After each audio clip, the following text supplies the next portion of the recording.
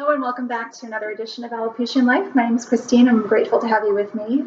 For this episode, I wanted to focus on how you can be a supportive friend or family member to someone going through alopecia. But first, before I have that discussion with you, it's important for you to know a couple things. The first is that alopecia is a very isolating disease. Only 2% of the population has it, which means if you as an alopecian are at the gym, you're working out, or if you're at the grocery store, or if you're at your child's daycare center, or you're in class in college, you're more than likely the only person who's going through what you're going through. It's also very frustrating because the shell that you've been living in your entire life, unless you developed alopecia as a very young child and you know no different, the shell that this body you've been living in no longer feels like your own because you can't control what's happening to you. And it's frustrating also because the attempts that you make to change its course, to get help, typically go unanswered because there is no understanding of why people lose their hair, no medical understanding, and there's no effective treatment. And so you might subject yourself to lots of steroid injections or topical creams or blood work or diet changes or et cetera, what have you, spending thousands of dollars on treatments that ultimately don't work because no one really knows what's going on. And you, at the end of the day, just feel like you're empty. Like that's another part of you that has been emptied because of alopecia. So it's frustrating on many levels. It's also very scary.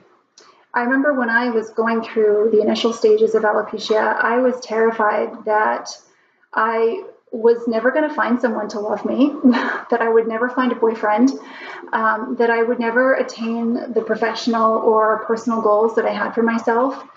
I was afraid that I would be judged wherever I went. I was afraid that there would be no solution to the lack of normalcy I felt in my life. I felt as though my life had been turned upside down. And it was terrifying. Every single day, every night, every afternoon, something was on my mind related to my hair loss, and it wasn't good.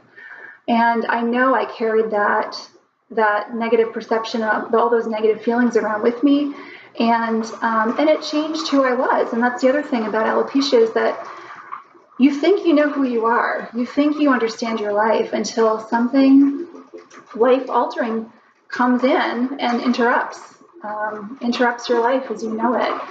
And so you're kind of stripped bare. You're back to square one. You're really down to your foundation. You're deconstructed. I think a lot of people might feel this way. And you're left with the task of building yourself back up to whatever levels of confidence and security you felt before your hair started going away.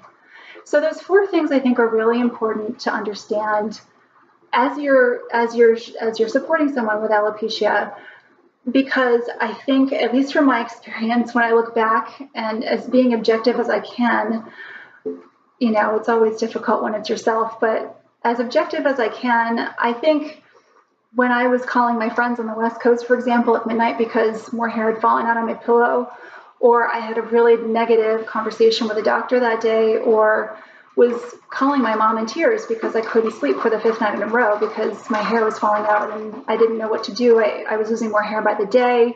I was wearing tacky bandanas from Walmart and I just wasn't feeling myself. When I look at those moments, I can see how taxing that must have been for my friends and family to show up for me. But the important thing is that they did.